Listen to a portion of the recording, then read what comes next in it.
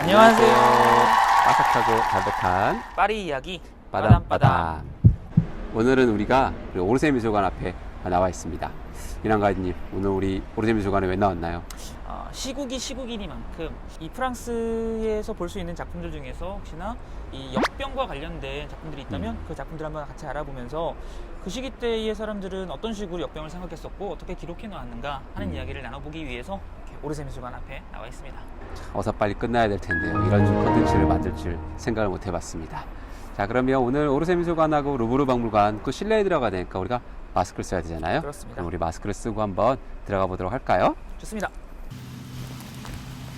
자, 그럼 출발해 보겠습니다. 이동해 보시죠.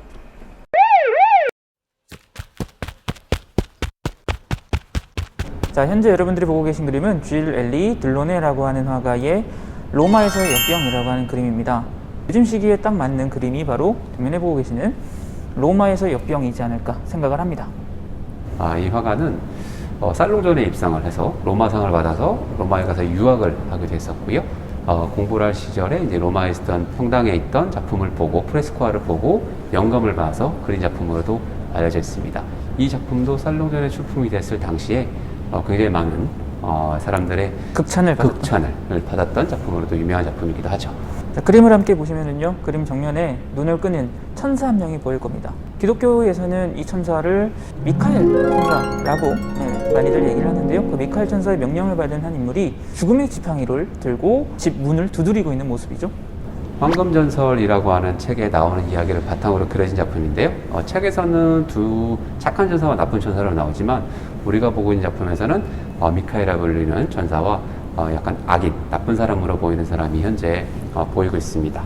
그가 지금 어떤 집을 습격하고 있는 모습인데 그 집에 습격을 하면 안에 있는 사람들 다 죽어나갔다라고 하는 이야기가 전해지기도 하죠. 한 집 걸로 한 집에 이 사람들이 엄청나게 많이 죽어나가다 보니까 당시 사람들은 이게 어떤 저주라고 생각을 했다 보니까 오히려 더 종교가 흥하게 되는 그런 하나의 계기가 됐었다라고도 하더라고요. 그렇죠.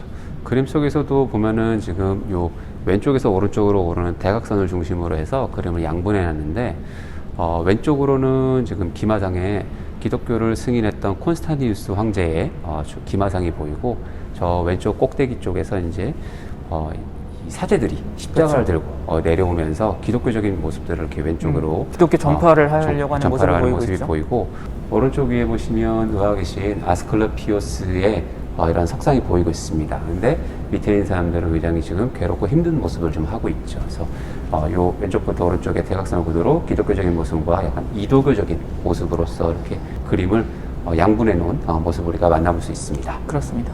자, 그리고 그림을 보시면 그림 좌우측에 비해서 가운데만 유독 밝게 표현이 되어 있는 것을 보실 수 있으시겠는데요. 이것은 그래도 아직 우리 시대에 희망이 있다는 것을 보여주고자 하는 작가의 하나의 장치라고 볼 수 있겠습니다. 이 역병이 좀 사그라들게 되는 결정적인 계기가 세바스찬이라고 하는 수호 성인이 등장하면서부터인데 이 세바스찬이라고 하는 인물에 대한 이야기는 우리가 루브르 박물관 가서 그 작품을 직접 눈앞에 두고 보면서 이야기를 한번 나눠보면 좋겠습니다. 그렇습니다. 자, 그러면 우리 루브르 쪽으로 한번 또 이동을 해볼까요?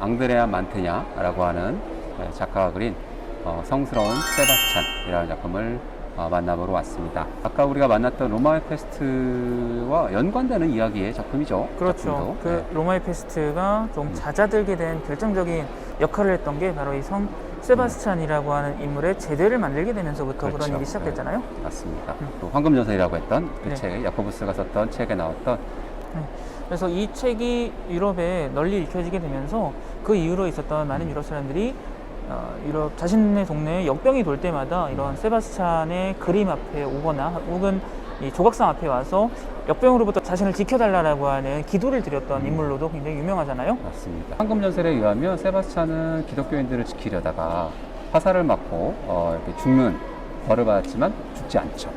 예전에는 이제 바이러스라던가 이런 것들, 박테리아라고 하는 개념을 존재를 몰랐던 사람들이다 보니까 흑사병으로 사람이 죽어나갈 때 아무 어떤 이유를 몰랐다 보니 이것은 악마들이 화살을 쐈는데 아무나 맞아서 죽게 되는 병이구나 라고 하는 어떤 그런 생각 때문에 화살을 맞고도 죽지 않았던 세바스찬이라고 하는 성인이 전염병의 수호성인이 되는 거죠. 아무래도 뭐 과학이 발전하지 못했기 때문에 종교에 기댈 수밖에 없었던 사람들의 심정이 또 이해가 되기도 합니다. 자, 그러면 이제 그림으로 들어가서 그림을 보시면 쪽 기둥에 묶여있는 성 세바스찬의 모습이 보이고 그 세바스찬의 뒤로는 원근법을 확인해 볼 수 있는 어떤 이름 모를 마을이 현재 보이고 있습니다. 그리고 우리가 바라보는 방향, 세바스찬의 오른쪽을 보시면 그림 우측 하단에 세바스찬에게 화살을 쏘고 돌아가고 있는 듯한 모습의 인물들 또한 보이는데, 이 세바스찬의 모습에 비해서 굉장히 좀 현재적인 미의 관점으로 봐도 아름답지 않은 듯한 모습으로 그려진 것을 확인해 볼 수 있죠. 그리고 그림 좌측 하단에는 도나텔로의 영향을 받았던 이 화가의 특징을 잘 보여주듯 조각의 모습을 그림으로 표현해놓은 모습 또한 우리가 함께 만나볼 수 있습니다. 안드레아 만테냐가 그린 세바스찬은 1480년경에 그려진 작품으로 알려져 있고요. 요 안드레아 만테냐가 살았던 이곳은 1200년대부터 대학이 있을 정도로 굉장히 학문적으로 발전했던 파도바라고 하는 곳입니다. 1500년대 초반까지 살았던 사람이기 때문에 르네상스의 영향을 받아서 그림 뒤에 원근법이라든지 인체의 비율에 대한 것들의 정확한 표현들을 우리가 만나볼 수 있는 작품이기도 합니다. 원근법에서도 이 단축법, 밑에서 위를 올려다보는 것 같은 줄여놓은 이런 단축법의 대가로도 유명하기 때문에 밀라노에 있는 미술관에 있는 죽어가는 예수라고 하는 작품이 또 대표작이기도 합니다.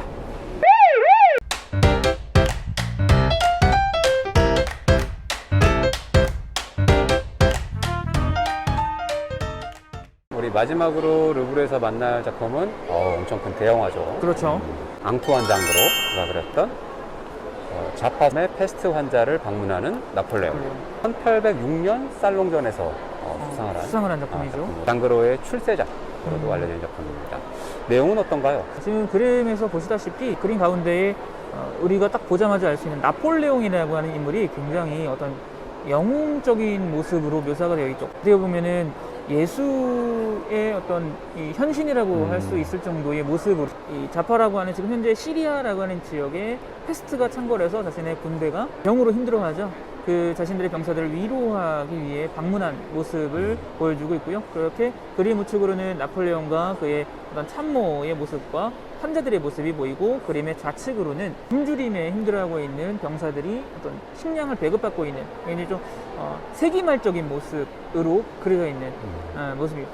나폴레옹이 얼마나 영웅적인 모습을 하고 있냐면은 손으로 이렇게 환도를 대고 있는데 뒤에 함께 온 참모는 손수건으로 이렇게 겁이 나듯이 그렇죠. 가리면서 두려워하고 있는 모습을 하고 있는데, 나폴레옹은 뭐 정말 영웅답게 마치 자기가 만지면 이 환자가 나을 것 같아요. 앙투안 장그로라고 하는 작가는 어릴 적 신고전주의 대가 자크루이 다비드에게 그림을 배웠던 인물입니다. 대혁명 기간 당시 가족이 이탈리아로 이주를 했지만 나폴레옹의 첫 번째 황후였던 조세핀을 만나면서 눈에 들어 다시 프랑스로 와서 활동을 하게 되었고요.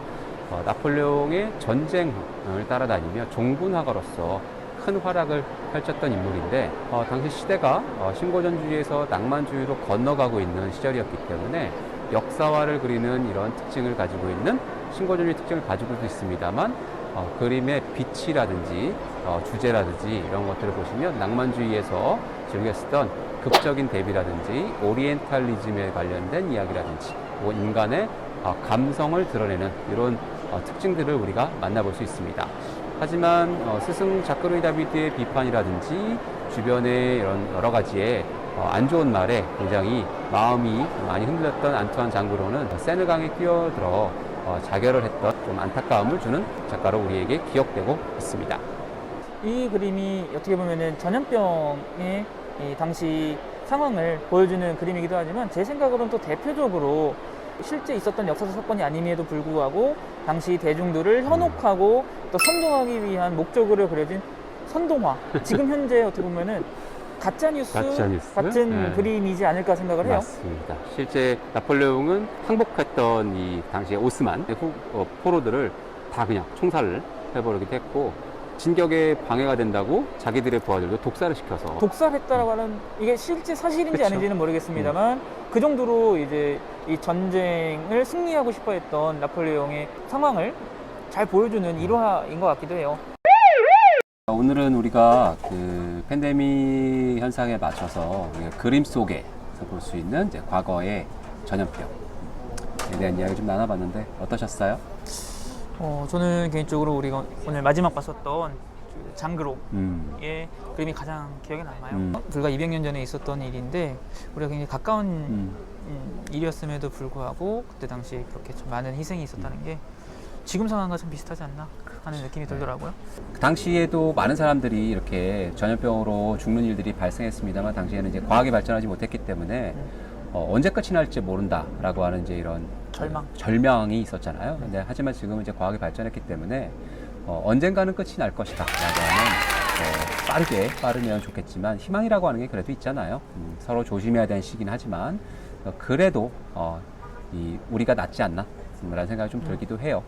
인류는 진보하네요. 그렇죠. 네. 시인 바이런이 이런 얘기를 했잖아요. 미래에 대한 최선의 그 예언자는 과거이다.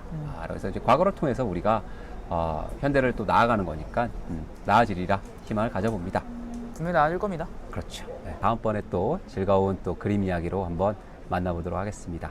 지금까지 파리 비디오 노트 빠가뷰 다이어리의 빠담빠담이었습니다. 또 만나요. 안녕. 안녕하세요. 바삭하고 담배가 다시 하겠습니다. 발음이 아침이니까. 자, 해볼게요. 큐! 안녕하세요. 아 옛날 사람. 안녕하세요. 바삭하고 담백한 파리 이야기 빠담빠담.